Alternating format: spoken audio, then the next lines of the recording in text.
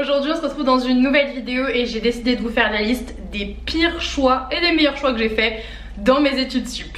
Ça fait 2 ans que je suis sur le marché du travail et que je taffe. Donc j'ai pris des petites notes que j'ai sur mon téléphone. Elle est pas trop mimes cette coque. On va commencer par les bonnes choses. Les choses qui en tous les cas me concernant, je regrette pas du tout. Pour moi c'était les meilleurs choix. Vous aussi, alors là les camions qui passent, frère. Première chose, faire des salons, se renseigner. Moi quand j'étais en terminale, on me donnait pas cher de ma peau. Vraiment, il faut savoir qu'à mon premier contrôle d'SES, j'ai eu 5. C'était la pire note de la classe. Mon prof d'SES avait fait tout un speech en me disant si vous avez en dessous de 10 et si vous faites partie des gens à qui je rends votre copie, sachez que vous n'avez aucun avenir. J'étais la première copie qu'il a rendue, j'avais 5. Et je me suis dit, je n'aurai donc pas d'avenir. Voilà. Je pense qu'aujourd'hui, on peut lui dire à monsieur Vilches que finalement, j'avais un avenir. Voilà. Et je me suis dit, je suis peut-être pas le couteau le plus aiguisé du tiroir, mais en tous les cas, je suis celui qui a le plus soif d'apprendre et de réussir. Et du coup, j'ai fait 1 milliard de salons pour poser des questions, pour parler à des écoles. J'ai fait des journées d'intégration en terminale, genre à l'Hydrac. Je suis allée à Sup de Pub et tout, genre vraiment je suis allée visiter les campus. Je suis même allée jusqu'à Lyon.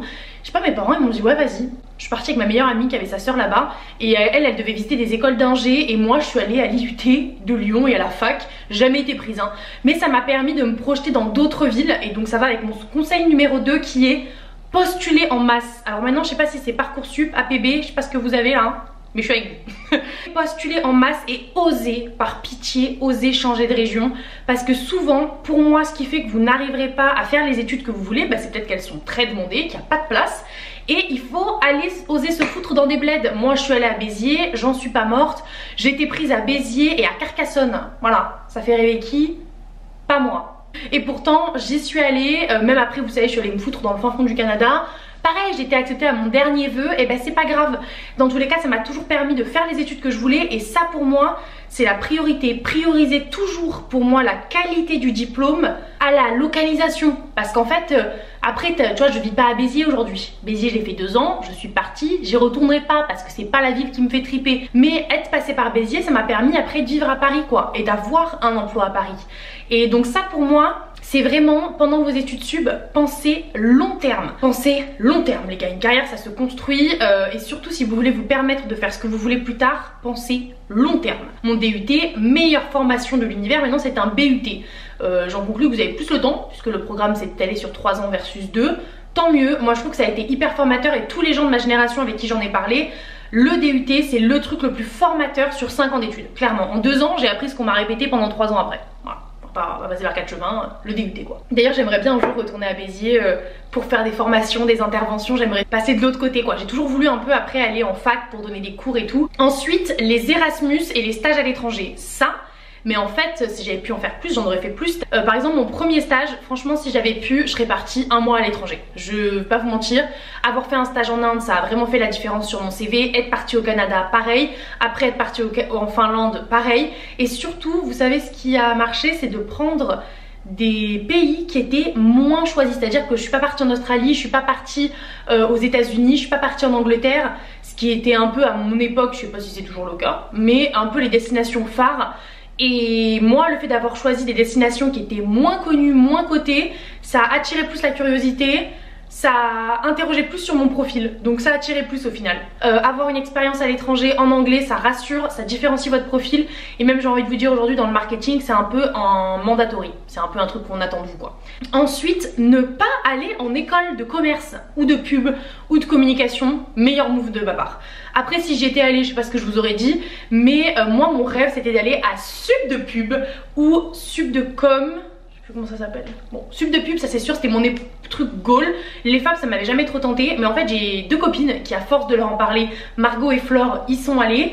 Et je sais que les 2 ont été contentes. Ils ont quand même parlé de la médiocrité de l'administration qui chez eux prend des plombes. Ils sont là pour prendre ta thune, mais alors pour le reste, je vais pas cracher dessus parce que j'y suis pas allée. Mais franchement, mes copines n'ont jamais vanté les mérites d'être allées en école plutôt qu'ailleurs. Surtout que les moments où je voulais aller à l'école, c'était pendant le Covid. Donc vraiment, tu payais pour être en distanciel quoi. Aucun intérêt. J'ai évité d'avoir des dettes et moi je voulais pas faire d'alternance. Donc aucun regret de pas être allée en école. Franchement, moi je vous conseille de d'abord essayer toutes les formules publiques, les IAE, les IUT, les BTS, la fac, avant de vous diriger vers le privé, parce qu'en fait le privé, Moi j'ai quand même un peu le sentiment que des fois t'achètes ton diplôme quoi. Soyons honnêtes, en tous les cas t'as pas une plus-value à aller dans le privé à part faire des super soirées, avoir un super BDE et te faire des connaissances. Dans le marché du travail après, ça vaut pas grand chose quoi. Et ça, avoir payé 10 000 € pour ça, je me dis non. Vraiment moi je regrette pas, j'ai pas fait d'emprunt. Ne pas avoir fait d'alternance, bah écoutez, je regrette pas non plus. À un moment j'ai eu un peu peur parce que j'avais des copines, Loane et Mélanie, qui elles ont fait le choix d'aller en alternance dès la licence, elles je crois, ou dès le master. Et elles me disaient ouais quand même c'est vrai que c'est bien parce que bah t'as de l'expérience, tu te fais des contacts. Et puis vraiment je me rends compte maintenant en ayant un alternant chez Ikea que bah, c'est déjà un sacré pied dans le monde du travail quoi, que tu fais, t'es vachement moins paumé. Moi en vrai, mon vrai premier moment où je me suis dit ok c'est ça le travail, c'est quand j'ai débarqué chez Orange, grosse boîte pendant 6 mois. Là j'avais des responsabilités, je me suis dit ok je vois, je peux me projeter sur la suite de ma carrière. Ok, mais avant ça, c'est à dire seulement 6 mois avant de commencer un CDI, j'étais mitigée sur ce à quoi allait ressembler mon travail dans un bureau. Mais pourquoi je regrette pas? Parce que moi honnêtement je vais vous le dire aujourd'hui, ça fait 1 an et 8 mois que je travaille. Et en vrai, tous les 4 matins, j'ai envie de prendre une pause quoi. Je suis quelqu'un, je sais que je me disais toute la vie après je vais bosser. Qu'est-ce que je vais commencer à travailler pendant mes études sup? Je ne nie pas les bienfaits de l'alternance. Je sais qu'il y a vraiment une vraie plus-value, mais moi ne pas en avoir fait, ça ne m'a pas pénalisée. Pas du tout, parce que j'ai fait fructifier le fait de pas aller en alternance. Vous voyez ce que je veux dire? C'est parce que moi j'ai fait des stages à l'étranger, je suis partie en Erasmus plutôt que d'aller en alternance. J'ai pas fait ça, peut-être que mon parcours aurait été un peu trop lisse. Oui, t'as été en général, ok, t'as rien, enfin, t'as juste suivi ton cursus. Bon, là disons que moi, mon excuse pour pas aller en alternance c'était je veux voyager à fond, je veux avoir plein d'expériences à l'international. Et du coup ça a donné plus de plus-value à mon CV qu'une alternance dans la boîte du coin. Et ça ne me pénalisera plus jamais. Parce qu'en fait, regarde votre expérience en alternance à votre premier poste, peut-être à votre deuxième, mais pas plus. Après, on regarde surtout le poste dans lequel vous étiez avant et on s'en fout du reste. Par contre, le fait que vous soyez parti à l'étranger, c'est toujours un truc qu'on regardera ça. Et du coup, je trouve que sur le long terme, être parti à l'étranger, avoir fait des Erasmus, c'est plus rentable à raconter à l'oral qu'une expérience en entreprise en alternance qui rassure pour un début quand tu veux trouver un travail. Vous voyez ce que je veux dire? Un truc que je regrette pas non plus, c'est quand même, après toutes mes expériences à l'étranger, d'avoir fait un stage dans un gros groupe français à la fin de mes études. Mais j'avais une proposition pour faire mon stage de 6 mois en Master 2 en Allemagne. J'ai failli accepter et finalement je me suis dit oulala, attends, t'as beaucoup d'expérience à l'étranger, t'as fait beaucoup d'Erasmus, beaucoup de stages, mais il faudrait que t'aies une bonne expérience en France qui ait de la gueule quand même. Et plus cumulé à mes Erasmus et mes stages à l'étranger, c'était un bon package en fait. Qu'est-ce qui englobe un peu tout ce que veut entendre un recruteur quoi. Et ça c'était vraiment un coup de maître parce que je pense que si j'étais partie me foutre au fin fond d'Allemagne dans une boîte de PVC ou je sais plus qu'est-ce que je devais foutre, bah là ça aurait eu moins de la gueule. Mais maintenant on va passer à ce que je regrette. J'étais contente en faisant cette liste parce que je me suis rendu compte qu'il n'y a pas grand chose en fait que je regrette dans mes études sup et que bah je me suis tellement trituré l'esprit pour faire les meilleurs choix. Ça c'est vraiment mon mantra, ma devise, toujours faire les meilleurs choix. Et ben en vrai j'avais fait plutôt les meilleurs choix pour moi en tous les cas. C'est repartir en Erasmus pendant le Covid. Vous savez quand je suis partie au Canada, il y a eu le Covid sur la fin de mon Erasmus et j'ai voulu repartir en Finlande.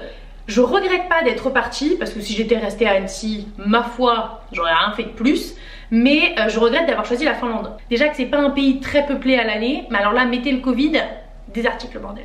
Je pense que j'aurais choisi un pays plus loin parce qu'en fait quand j'étais au Canada typiquement je souffrais moins du Covid la première fois et je pense que j'aurais dû choisir une autre destination pour mon deuxième Erasmus, vous voyez. Mais je voulais tellement aller dans les pays nordiques, à la fois je me dis bah voilà je l'ai fait, j'ai eu cette expérience dans les pays nordiques même si elle ressemblait pas à ce que je voulais. Bon bah elle est là quoi, je suis partie en Laponie, c'était super chouette. Mais je sais pas, ouais j'aurais préféré faire ailleurs. Ce que je regrette c'est de ne pas avoir continué une année à l'étranger. Après le Canada, une fois de plus, il y avait Covid. Donc on savait que c'était pas top de rester dans le pays parce qu'on allait sûrement déprimer. Mais je pense que j'aurais aimé prendre une année de césure. Peut-être après mon Master 1, avant mon Master 2. J'avais l'envie beaucoup de partir en Australie, c'est une envie qui est toujours présente, voilà, qui n'est pas partie. Et du coup ça me fait dire que prendre une année de césure, ça aurait pu être un truc sympa en faisant par exemple des stages, 2 stages de 6 mois, ça aurait pu être bien et puis ça aurait pu continuer à me donner de l'expérience. Je pense que si vous avez envie de prendre une année de césure, prenez-la.